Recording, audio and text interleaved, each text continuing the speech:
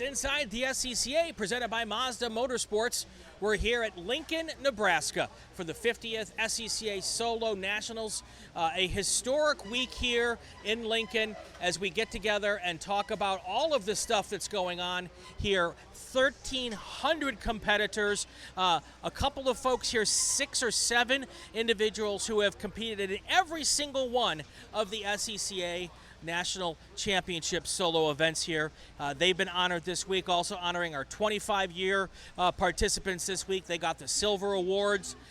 So much stuff going on here. It is a crazy situation out here. So many cars on an airport tarmac.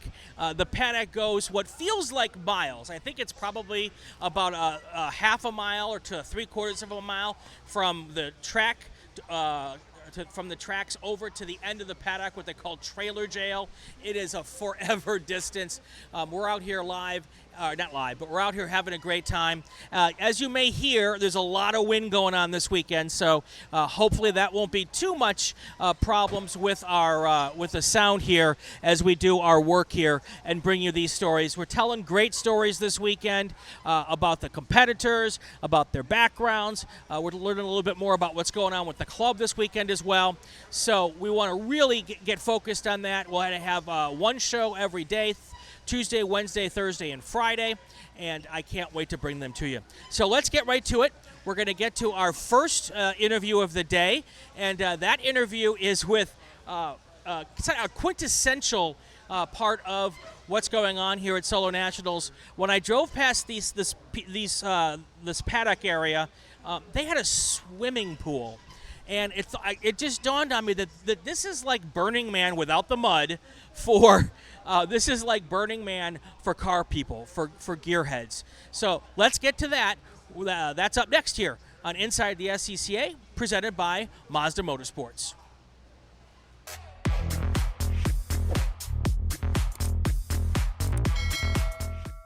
John Hale is with me here. And John, thank you for joining us. Road Trip Racing. And so you're here for a particular reason. Oh, I'm here to have fun. Of course. Well, on my this podcast is vacation for time. A particular reason.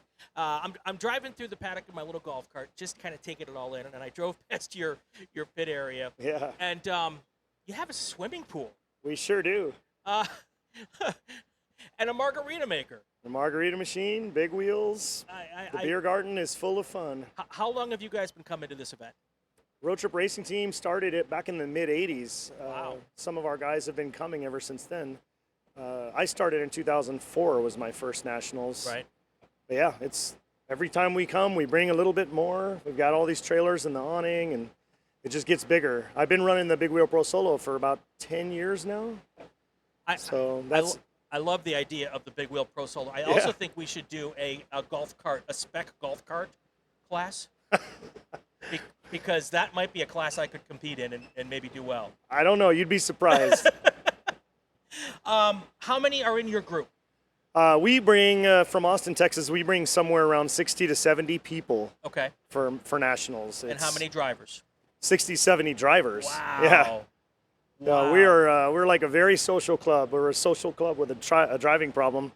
So we go to all these events all together, set up the beer garden at every divisional tour, wherever, pro solos.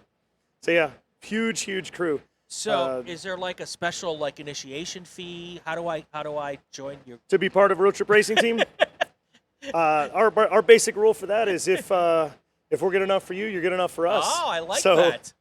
Come on in, we'll sell you a shirt and put on your rut hat and have some fun. So what is the allure of this event for you? For me, it used to be competition. Like, right. I wanted to just go up here and do well. I wasn't so worried about everything else. And it just gradually became like, we have so much fun here. The racing is definitely part of it. It's just the people. Yeah. They're getting to know everybody here and just getting to see all the fun activities, going to all the parties that go on all the way through Sunday, Monday, Tuesday, Wednesday. Yeah, absolutely. And who started this? Who started Road Trip Racing Team? Yeah. That is Tom Holt and Rich Winberg. Okay. They're both here too. So, I think they're both retired at this point, but they're having a great time. Tom Holt's got that awesome white with blue flames Datsun. retired from racing or Retired from work. retired from work? They Okay. started this back in the 80s. Got so it, yeah, got it. they're just here having a blast. They bring the big trailers. They've got Boomer Town that sits right across from the beer garden. So Right, they set right. up their own thing now. So what do you race? I race a BRZ and STX class. Okay, cool. But I change cars every few years anyway. So Got it. Talk to me a little bit about the planning that goes into this. I came across the country from California, Yeah. stuffed everything I own for this, plus all of the podcast stuff in a Honda Fit. Yeah. I'm guessing you guys had a little more planning than. Well, with Logistics. 60 drivers, we have somewhere around 20 huge box trailers Right. that are stuffed with whatever the guys can't fit in their cars that they're going to drive. So we bring all of this stuff and set it up as soon as we all arrive. They get here around 5 o'clock on Saturday, and the beer garden just appears. Do you have a trailer just for the stuff? No. Really? No, we're very careful about how we place everything in there. Right. But yeah, it's all a lot of engineering. A lot of Yeah. people in Austin are engineers, so a lot of thought process goes into it. People are making things for the beer garden right after nationals, all the way up to nationals again. When you say making things, like what does that mean? The tents, the awnings, Okay. infrastructure. I mean, we've got all kinds of things over there that we put together every year. Economy of space and economy of putting together and take it back down is very important. So Well, and when you're bringing that much. when you've got 60 drivers, you've got 60 grid spots too, so you got plenty of room to spread out. Yeah, we own almost 4 rows back there. Wow. Right, row 7, 8, 9, at least. I think part of 10, but also Houston region and Texas region, like all of the Texas folks are right up in that area. Okay. Right up near the practice course. So other folks in your family race as well? My son would race for a while, and he's not lately, but Okay. yeah. It's all been me. I was born and bred a racing enthusiast, so right. as soon as I could afford a car that I could have fun in, I did that instead. But before that, it was radio control cars Sure. or BMX or whatever. Sure. Were your parents racers? No. No. So how did you get into it? It's one of those things. I guess I just was born with the aptitude. Yeah. But I don't know. How does anybody like anything? Well, that's true. That's true.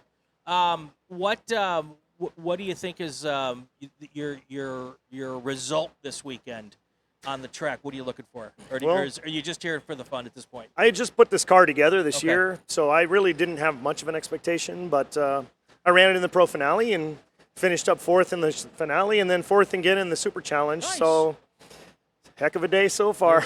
There's something. So when do you run this week? Thursday, Friday. Thursday, 4th Friday. heat, yep. So do you prefer Thursday, Friday, or do you like to go earlier? It's kind of funny now. I mean, I used to love to run Tuesday, Wednesday because I can party Thursday and Friday, but so many people leave right after their runs on Wednesday that Thursday and Friday tends to be a ghost town. Okay. So I don't know. I really enjoy being able to just be free and loose all the way through Tuesday and Wednesday. Yeah. 'Cause Yeah. everybody's happy. Everyone's partying. Sunday, Monday is just amazing, right? The energy is so strong. It was really cool. I was here last night for the party, and they gave out the awards for the 100%ers. I'm calling myself a 2%er. Yeah. So this is my first event of the 50s. Okay. So I'm a 2%er, but seeing the history and meeting some of the folks, and we did a bunch of podcasts leading up to the 50th Solo Nationals. Had a bunch of the 100%ers on. Yep. And it's just the honoring of the legends of this sport this week. Is this because it's the 50th, or is it like this every year? I think it's always this way. Yeah. But the 50th is a little extra special, right? Sure. I mean, I haven't been there since the 50th. I actually just turned 50 this year, so. Right. All right, John Hale from Road Trip Racing. Thank you for joining us. Right on. Thank you. And have some fun with the parties. Oh, I certainly will. Don't worry.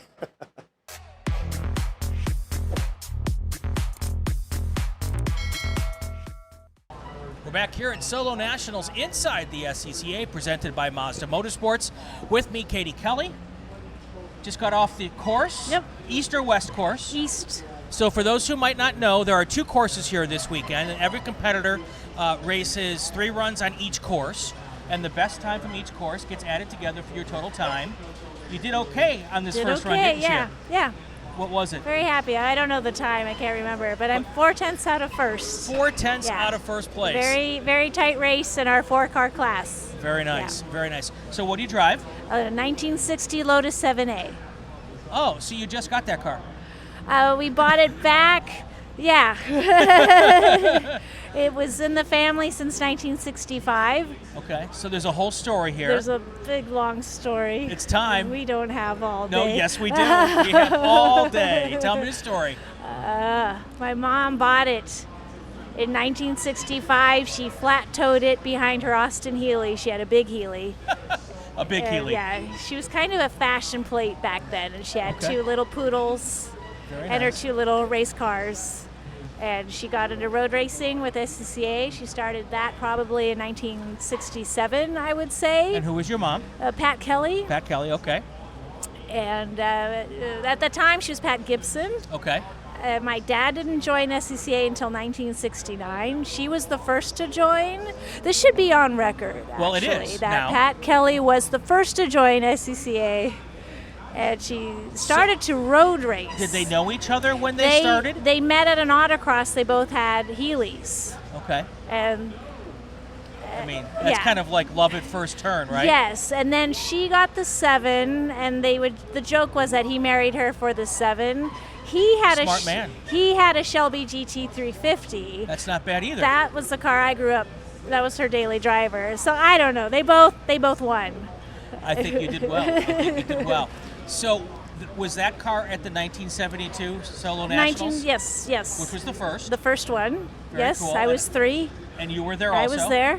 So, you weren't competing, though, that time, right? No, they didn't let 3-year-olds drive. Why not? It was a different time. I just don't understand. Yeah. So, what is your first memory of being at an event? Oh gosh. Because I'm guessing when you were 3, you don't remember I that. remember a lot. I remember it was an early event in Pleasanton, and my mom and dad were instrumental in getting the kind of combining all the different local clubs into the San Francisco region. Okay. And I remember my mom saying, oh my God, all of these people. Our events were huge. There were at that time over 100. Yeah, which Soon is big. over 200, Yeah. and then eventually 300. It was huge. So, the Super 7A. 7A, sorry, that your mom raced in 72, Yes. you're racing today. Correct. And my dad did too. Is your dad racing today? No, they both passed away Okay. in 2016. Sorry to hear Yeah. that. But you're carrying on the legacy. Yes. You wouldn't be here without them. No. So how much has the car changed from 72 to today? Has there been upgrades? Has it just been maintained? What's the... Yeah, things break and then Sure. things get replaced, and maybe hopefully they're better than they were before. I know my mom 20 years ago upgraded the rear differential. It was a Triumph TR10 and now it's an RX3. The transmission is a Ford 5-speed, but the motor is the same, more or less, a 948 Sprite. Back in the day, the transmissions and the diffs were the weak points on a lot of these Yes, cars. yes. Now we're finding new weak points. Very nice. Now that those don't break, you find something else that Right. will. Tell me about how this sport, what this has meant to your family. I would say it was our glue. Do you have brothers and sisters? I have, funny you'd say that, I have one younger sister and I have an older sister we met 5 years ago. Okay. She lives here in Lincoln. Really? Now And- this is the story also. Oh yes, I do. We do.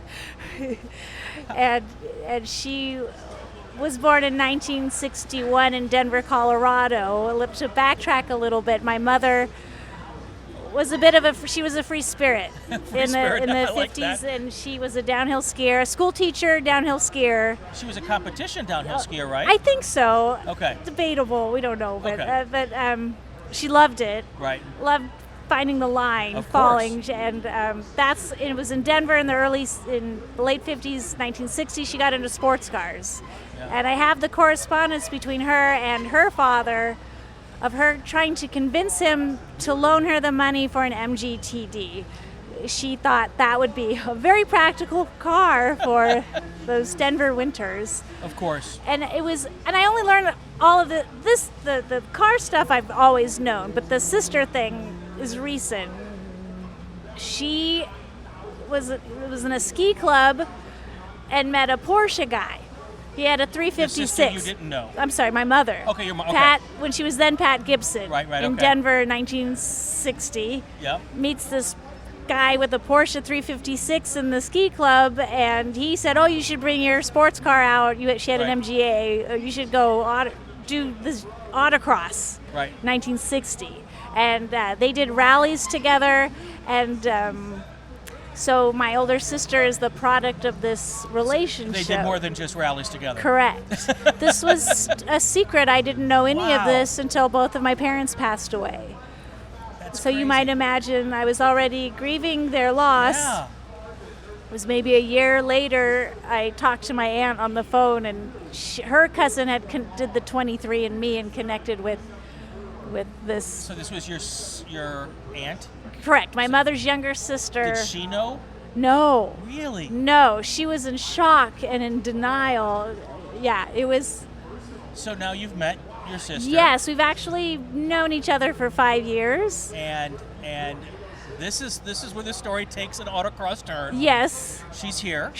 Right now Well, she's back home, but yeah, Okay. we're staying at her house in Lincoln.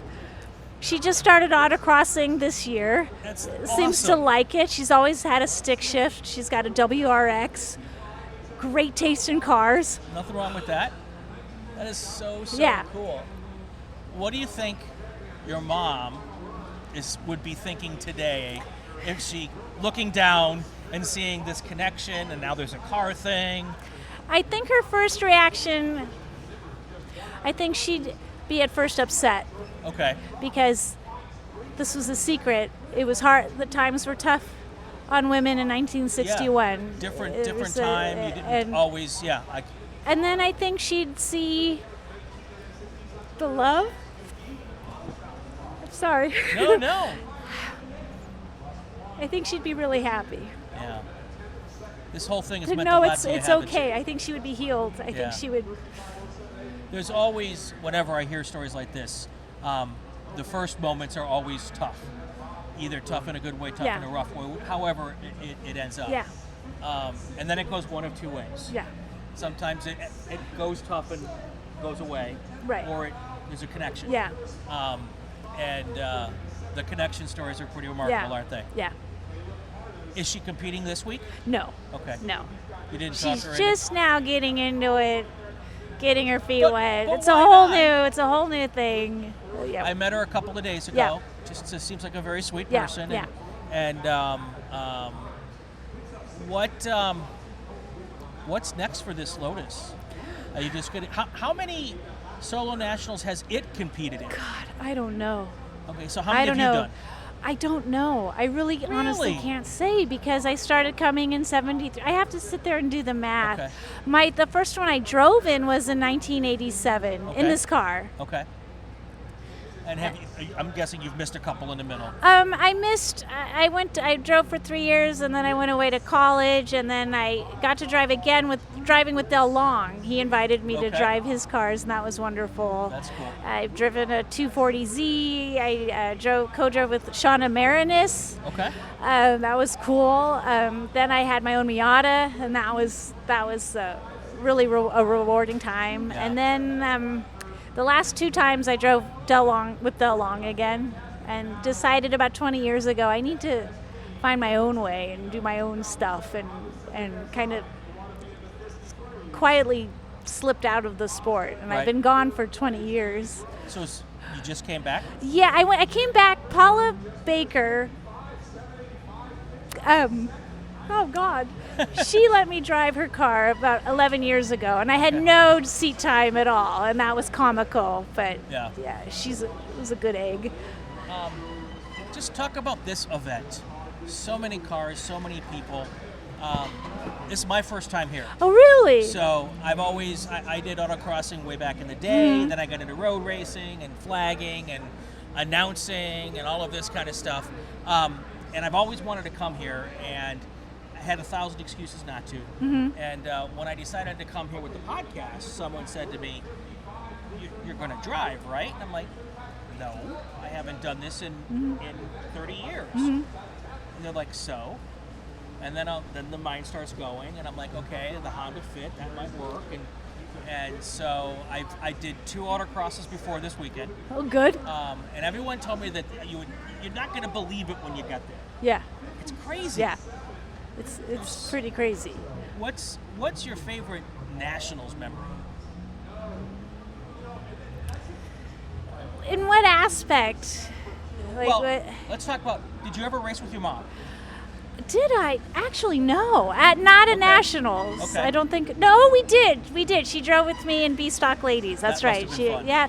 That was dramatic. Yeah. That was. Yeah. And how about competitive-wise? Competitive-wise, I think my. I'm going to sound really obnoxious. No, go ahead. I drove just you and me. the next year. Right. The next year I drove in B Stock Open. Okay. I took my Miata to B Stock Open, and just to see what would happen. And I had a friendship with George Duganis. I don't know if you know that name. No. He was a multinational champion. Sure. And he was I probably should. kind of coached me. He was like my mentor. We'd Yeah. have these. He was down in Southern California, and we'd have these long conversations, and his approach was just, well, let's see what happens. Just see what happens. And I just loved looking at it that way. So, okay, I'm going to just run in the open class and see what happens. And found myself on the first day in second place behind Gary Thomason by 0.2 of a second. That's pretty good. That was really good. That's Not expected. No, you just went to see what happened. And on the next day, I coned myself out of third. But I was 5th overall, and I had nothing wrong with that. I had the fastest Miata R. This was in 1999. I had the fastest Miata R. The 99s were the new thing. Yeah. And that was so rewarding and fulfilling and surprising. Well, as I've learned this week, 5th ain't nothing to sneeze at. No, I was quite There's quite nothing pleased. wrong with yeah, 5th place. Yeah. Um, To know it was my own car. Yeah. I did it myself. I made all the decisions. I mean, there's not a lot you can do with a stock car, but Sure. it was like, it was just to know I can do this by myself. It was a real period. It was a growth period. Yeah, definitely. That was neat. Katie Kelly, thank you. This is a story, you sent me an email, and you're like, this is a story you're not going to believe. And I'm like, no, I love stories. That's Yeah. what I do. I love hearing people's stories. So good luck tomorrow. Well, thank you. Have a good time. Thank you. And hopefully next year or the year after, we'll get you and your sister out here. Yeah. Yeah. And that would be a ton of fun. Yeah, we'll see. Okay. All All right. That's Thank you. Katie Kelly joining All right. us here on Inside the SCCA. We'll be right back. Okay.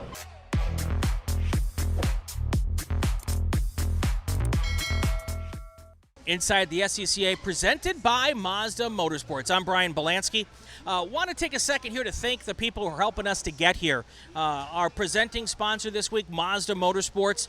They do so much for the club. They have some of the best contingency programs for our members. They're participating in club racing and solo and a bunch of other stuff.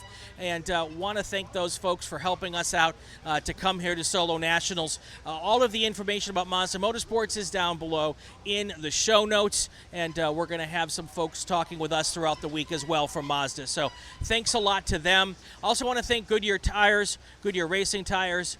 They don't make a solo-specific tire for the street classes, but they do have Dunlops, so they provided me with a set of Dunlops to go out there and race on. So check out all the good things that Goodyear does. Big supporter of SCCA across the board, so we have a big thank you to them.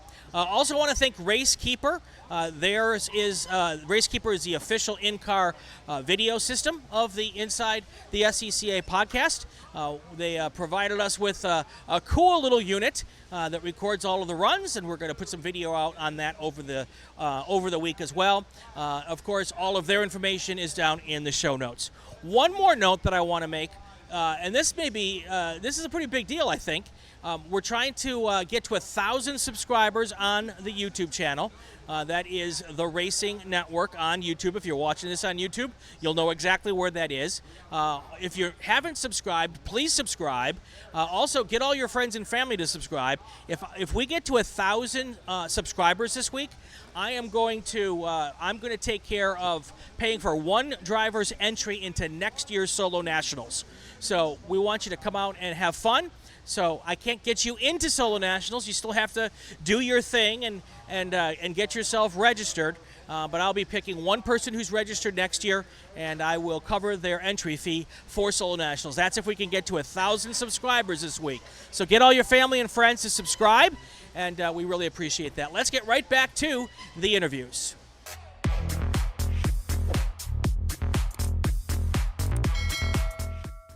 Inside the SCCA here at Solo Nationals, presented by Mazda Motorsports.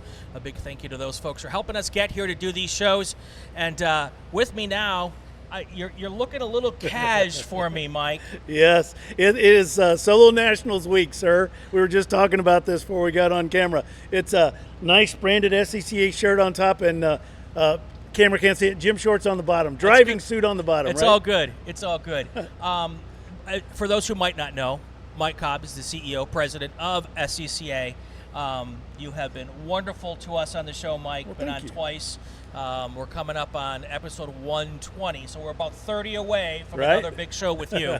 But we're here at the Nationals, and I have to take the opportunity when I've got you here, right? Yeah, absolutely. So this is just a small little gathering of family and friends, right? A small, intimate gathering of about 1,500 participants across 7 days.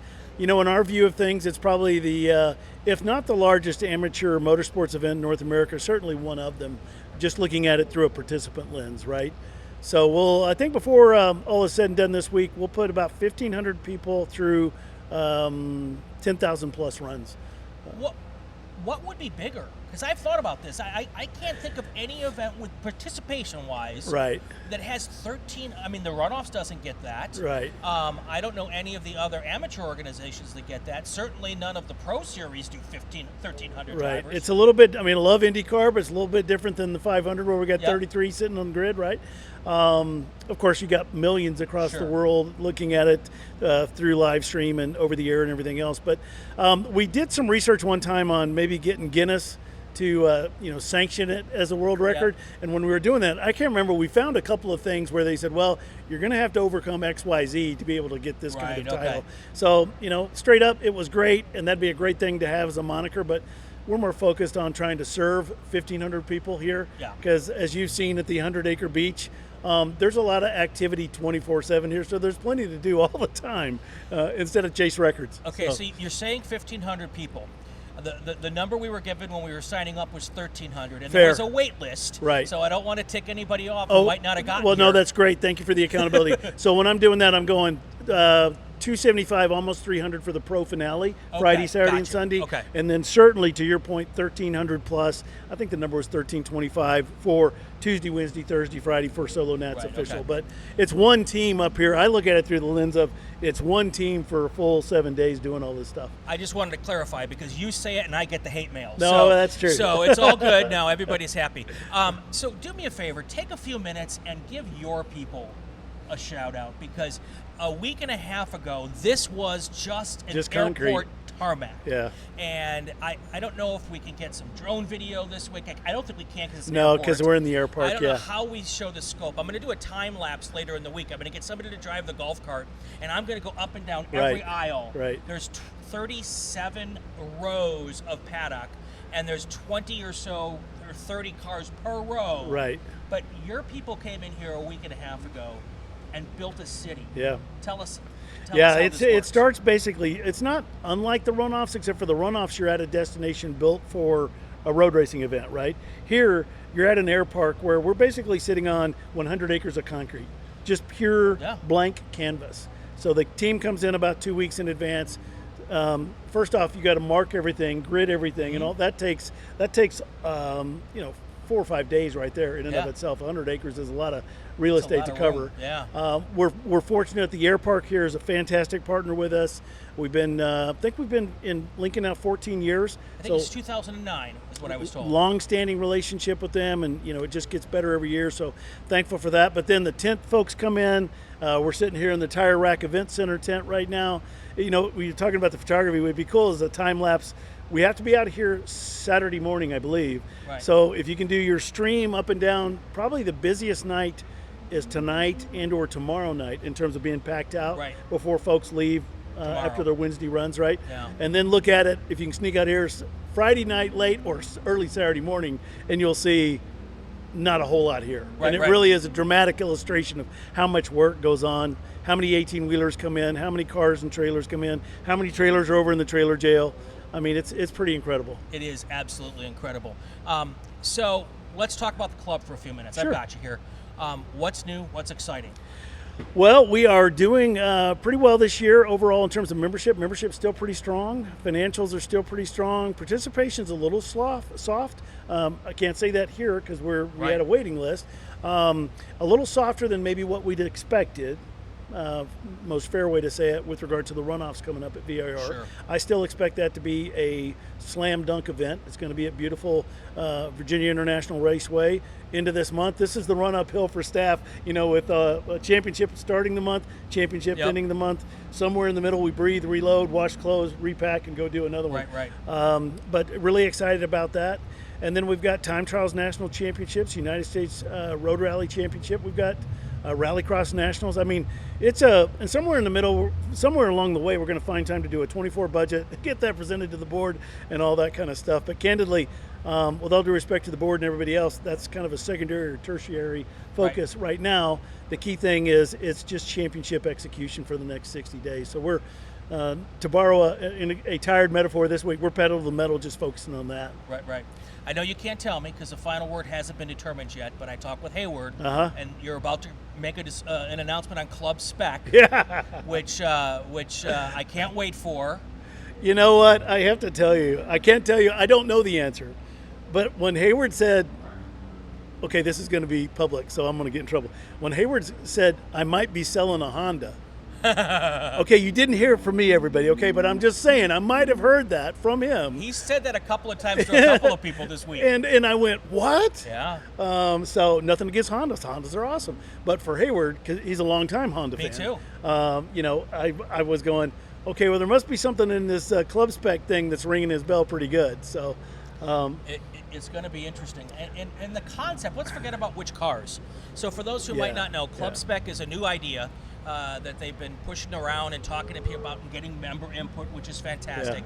To have one car that can run in solo, time trials, rallycross, road rally, all the things. All of the things except for road racing, although I'm hearing that there's a lot of guys and gals out there who want to do it in club racing also. Right. And it's the idea is that you can drive your car back and forth to the track, like I did all the way from California with my Honda Fit. That's right. Do all of your racing and drive it home in one platform, one car for all the things. Yeah. That's crazy. No, it's great. And I have to tell you, I'm pretty excited about it. And I think, typically the way I work in the club is whatever car I modify, that's the car that's going to be teed up for the next big thing, because I just spent some money modifying it outside of those boundary lines. Exactly. I'm not going to tell you what car I own, but I just did that, and I'm pretty sure that car's a contender because I did that. Very nice. Very nice. But no, it's going to be exciting. I think the more we can lower the barriers of access so folks can dine at multiple places across the SCCA buffet, I mean, it just makes it easier, right? And I just think we're going to get more participation and more engagement, and that's what makes the club stronger and healthier. So you were an SCCA guy before you were the SCCA guy. I'm just a mid-pack solo guy. I mean, that's I grew up. I mean, my dad raced SCCA Solo in the metropolis of Amarillo, Texas, a million years ago, and that's how I met the club. My brother and I used to go to the runoffs just because we didn't have a car. We were not mechanics. We just loved sports car racing. So we just go as viewers, spectators.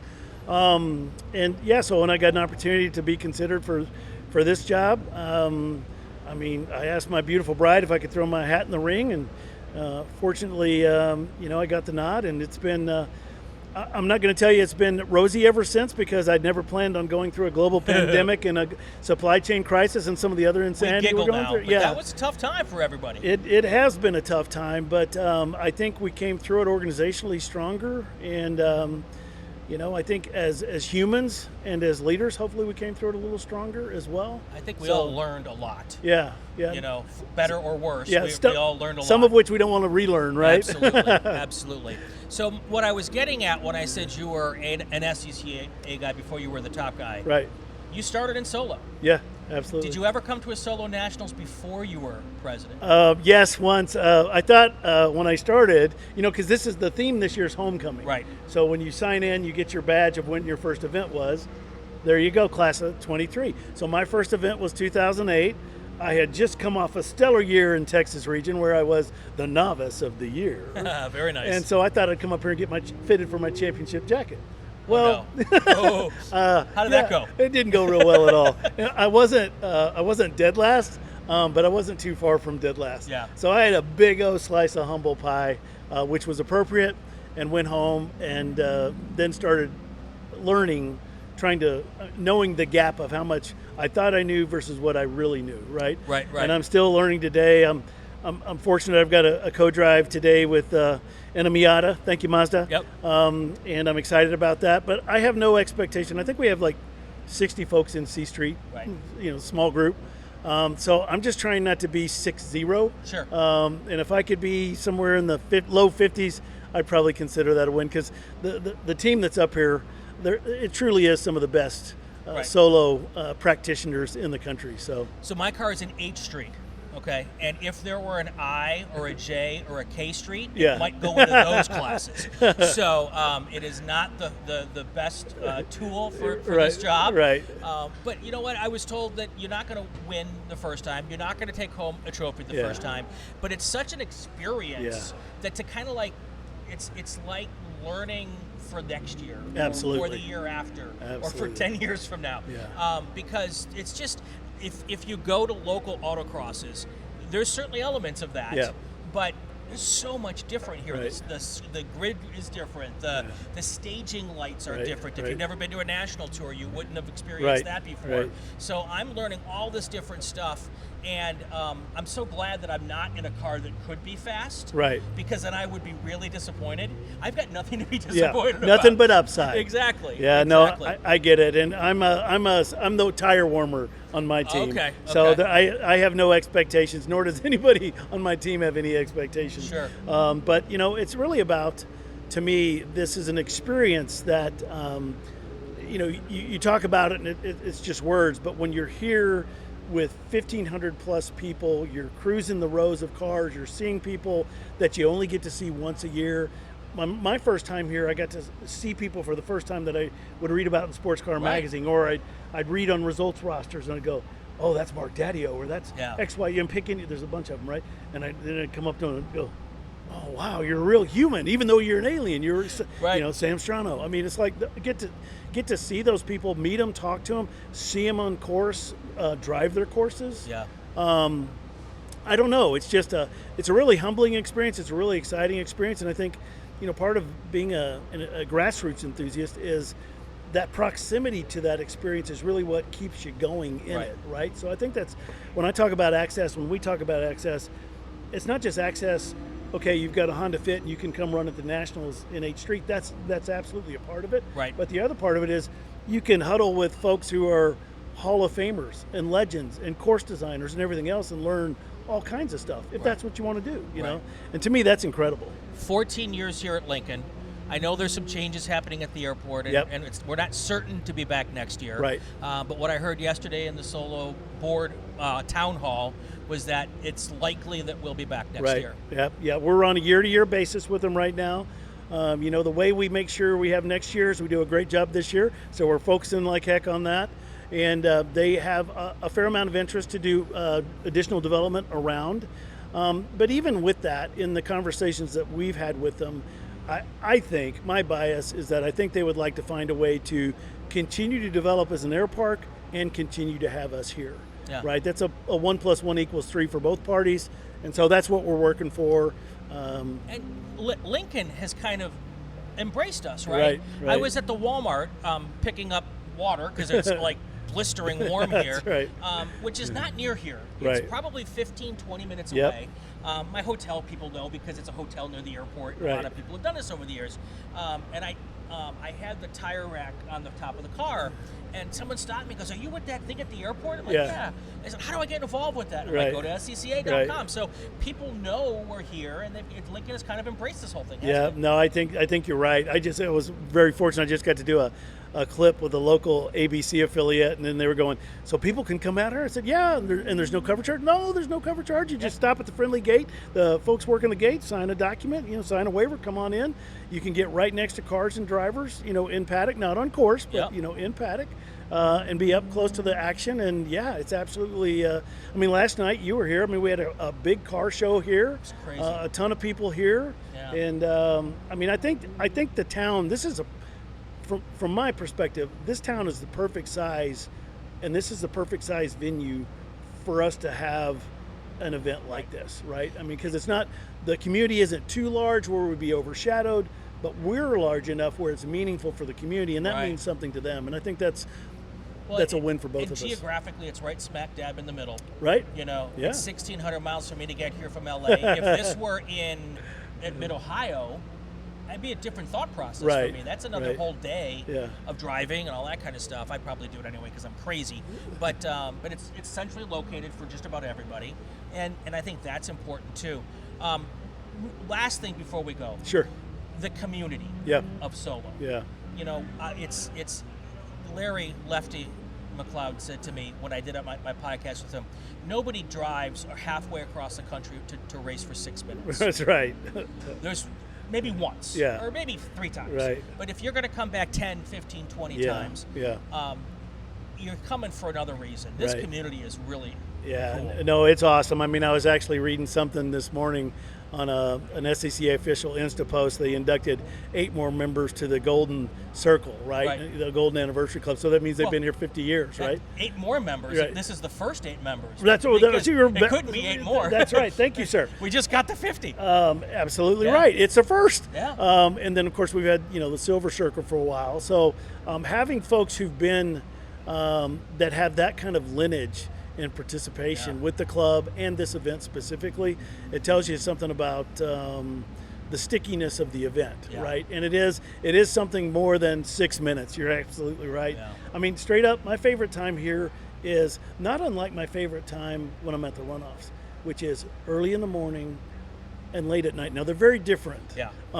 Late at night here is a little rowdy, can be, and maybe sometimes at the runoffs too. But early morning, it's cooler. Folks are already working on cars. It's Yeah. quiet. I don't like to interrupt them. I just like to watch. And then social hours on the right side of 5 o'clock or 8 o'clock or 10 o'clock or Right, whatever right. whatever night it is, right? So, but yeah, no, I think that's where you really make the connections and friendships that last a lifetime. So we call those 50 golden 50-year people the 100%ers. Absolutely. I'm a 2%er. Next year I'll be a 3.7%er. Right. But I think I'll be back next year. That's awesome. Well, we hope you're back and you can bring the fit, or if you give me a little advance notice, I might be able to help you find a little more horsepower, a little more agility, whatever you want. Just something that might be competitive would be fine. Well, I believe I'm in a sea of 60 some odd Indy Miatas today. You talk about competitive. Holy moly, it's going to be a blast. Let's talk real quick. Yeah. I always say it's my last question, but now this will be my last question. There's a lot of people here who share cars once a year. Yeah. Here. Right. That's really kind of cool. You Yeah. don't get that anywhere else. Right. Yeah. No. I'm pretty careful with asking for co-drives because I don't want to be there's a lot of really talented people here who are here to win championships. I'm not one of them, right? Right. I'm a mid-pack hack at best if you grade on a curve, and I don't want to be a distraction to anybody. So every once in a while, though, I'll find somebody who says, no, I'm not chasing a championship. Let's just have some fun. And Right. that's a great fit for me, right? But then there's other folks who are actively recruited as co-drivers that they, because they have a certain set of skills. Well, you want your co-driver to be fast enough Right. to actually put heat in the tires, Yep. but not too fast to beat you. That's right. That's right. Nobody ever has to worry about that with me. But yes, That's right. you're absolutely right. That's right. Mike, thank you. You bet. So Thank you, much. sir. Good to see you out I here. look forward. We'll see you at the runoffs. Absolutely. Last year, I thought you were avoiding me because I ended up with your golf cart because you left early. So, well, I don't think I'll have a golf cart going forward. Sometimes I get in trouble in my golf cart. Uh-oh. Is this national? Yeah, it's a stream. It's just you and me. Yeah, okay, yeah. Well, don't tell Deanna, okay? Okay. I've gotten out of trouble most of the time I've been caught. But no, I think this year my golf cart will be my rental car, whatever that is. But Cool. No, I'll definitely check in with you. I look forward. I'll be out there early. I'm going to work some FNC during quali because I like it and I love it. Nice. And if you can't drive in Apex, work in Apex. That's my Very story, cool. and I'm sticking to it. Very cool. Mike Cobb, President, CEO, SCCA, thanks a lot. You bet. Thank you, Brian. Appreciate you. All right, we'll be right back.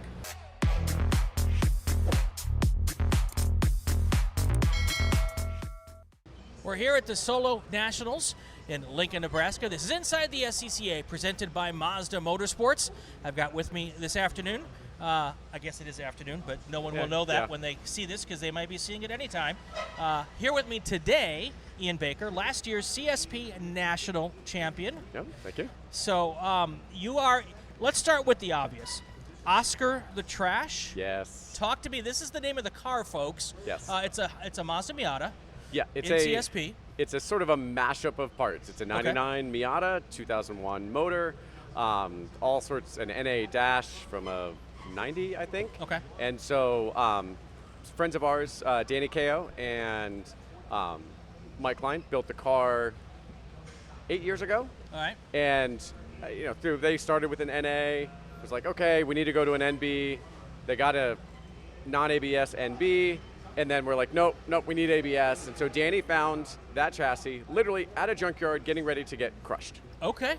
Drove some ungodly number of hours to go get the chassis, rescue it from the crusher, and then they took the NA and the NB non-ABS car and mashed it all together into one car. So when you go to a diner and you order the garbage pail breakfast, it's That's kind of like the idea of what this car is. Yeah, it was 3 cars kind of all mashed together. It's like, Very no, that's nice. the ABS chassis, and then take all of the other stuff and mash it all together on that other car. So. Well, something must have gone right because you won a national championship with it last year. Yeah, so I guess 6 years ago, 5 years ago now, Mike passed away Okay.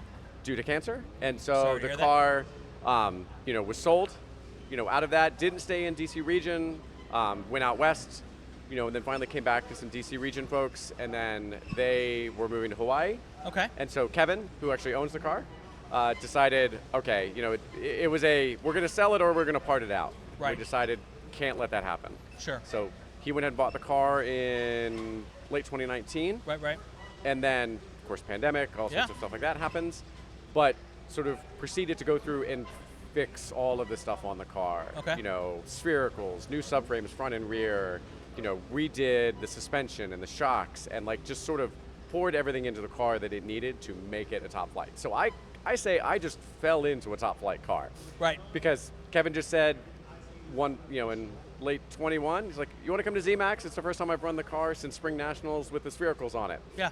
Come have fun with me. And I went down and I won. Yeah. And he was like, hey, you want to drive next year? Very and good. that's how the story goes. Very So, good. So this is your 20th? 19 because nobody got, so I started in 03 actually Okay. with a Mini Cooper, so H Street, Okay. driving my friend Marshall Cohn. Right. Next year, Cooper S with Brian Garfield. Okay. It was second in G Street at the time, or G Stock at the time. Yes. And then went back to CSP in my CRX for a couple years. All right. Got snowed on in Topeka at Heartland Park. We all have one of those stories. Yeah, and I was like, done. Yep. And then went to the newly formed STS. Cool. And spent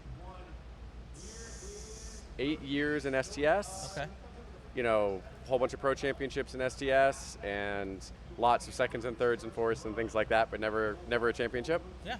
And then just life, got busy, stuff like that. And I did 7 years of just nothing but show up here at Nationals for my one autocross Right. Sure. a year. Sure. So when I decided, I did an autocross. My last was 92. Okay. And then when I decided I was coming here, someone said to me, well, you can't go and not compete. Yeah. Well, I have a Honda Fit. I'm like, yeah, that'll work. It's not the right car for H Street. I don't know if there is a right car for H Street, but it ain't. Civic probably right now. Yeah. So, but when I was told, I talked to Lefty McLeod, He goes, don't worry about it. You're not going to even come close to being anywhere near the top of anything, anywhere, no matter what you're driving. And I'm like, that's probably true. So my expectations are low, but you came for 20 years before you got your first national championship. How hard is this? I do have to say, like, for the first 12 years of it, it was 15 events a year, like 8 national events. Like, right. You're chasing it so hard, right? Like, and I would come out and do the pros, and I'd win STS and the pros, year end, right. And then come to nationals and always be like second or third or something like that. And it's, for me, I'm definitely a glass is half full type of guy. So right. It was always still fun. It Sure. was always enjoyment. I never disliked, I never hated it because I came in second Sure. or third or 10th or whatever it was. Stepping away and just driving whatever Yeah. for 5 or 6 years, coming back, it was easy to see, like, these are the flaws that I got into. Right. So it was actually easier coming back because I was able to look at what I was doing driving-wise and Right. realize, like, yeah, I was making that mistake for 10 years. Sure. Stop doing that. Like, sort of reevaluate what was going on. And again, doing that in a car that is very competitive Right. and is fully prepared, made it, it was good to come back and drop right back into that, Sure. that point. And so this year will probably be a little tougher. We've got a lot of different cars in the class now because of the merger, but Yeah. we'll see how it goes. But taking a break is sometimes a good thing, right? Well, I think there's probably a couple of different types of people who do this for a long time. Yeah. Some people realize pretty quickly that they're never going to be at the front of the pack and come here just to have a good time. Definitely a place for those people here. Yep. Then there are the people I think are running close to the front and don't get there and just get frustrated and stop coming. Yeah, I would say to those people, like, in the grand scheme of things, when you step back and look at this and you realize you're doing this for a little plastic trophy, yes, you're second or third. I mean, I was second or third in a 50 or 60 car class. Right. Right? You're still succeeding in life. You're still succeeding Sure. in doing this. And just have fun. Yeah. Because if you don't, like, go talk to your competitors, hang out, have beers, help other people with their cars, do whatever it is that you enjoy, right? Because it has to be fun. Right. You're racing for a little, cup thing. Yeah. And yes, it's important. I'm not saying it's not important. Right, exactly. And yes, it's a life, it's a goal for a lot of people, but it has to be fun in addition to doing that. So you've been here for a long time. You've got your posse of people that you hang out with. How much fun is this? Forgetting about what happens out there. When I say out there, I'm pointing towards the competition. Yeah, the competition side of it, yeah. I mean, it's good fun. You sit in paddock and it's like, so we've been having brake problems today. Right. And it was like one of the other CSP cars came over and was asking us, like, he's having a soft pedal as well. I'm like, okay, let's go down to your car. Like, Yeah. let's go work on your cars. So, like, wrenching on somebody else's random car in paddock, sure, it's fun. Right. Like, it's going to hang out, doing the beer swaps, right? Yeah. And stuff like that is just go hang out with them.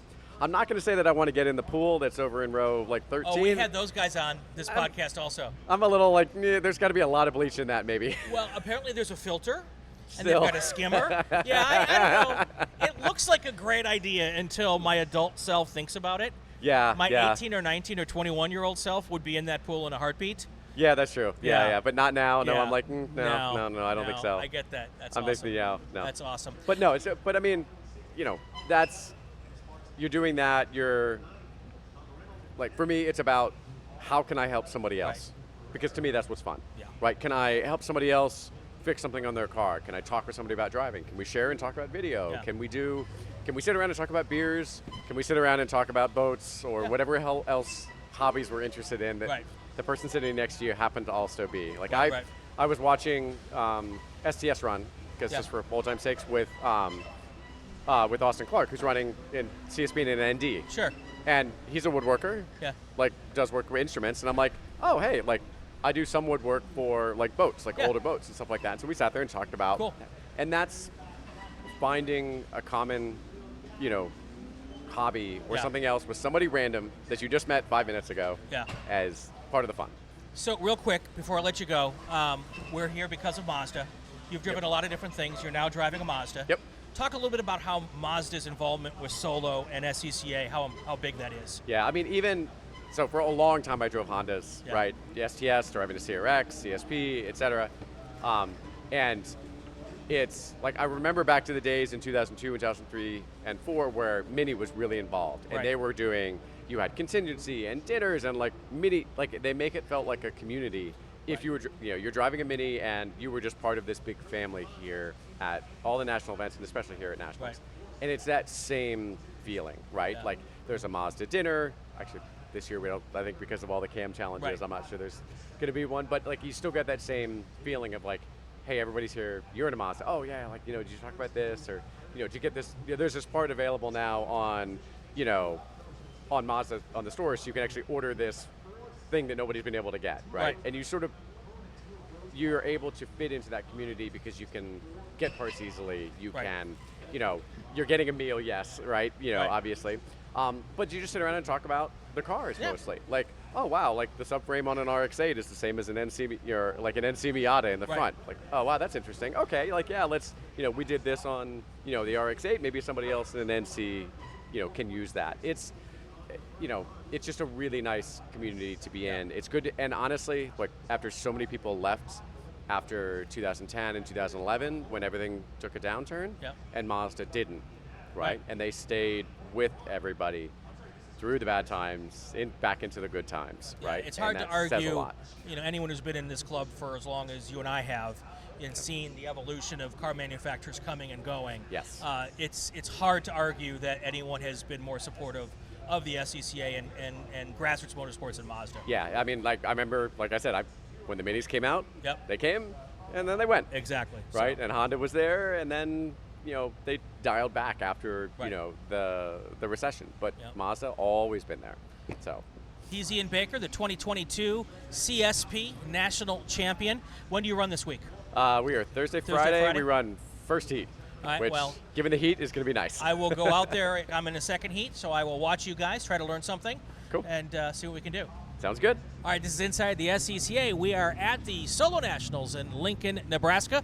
Inside the SCCA, presented by Mazda Motorsports.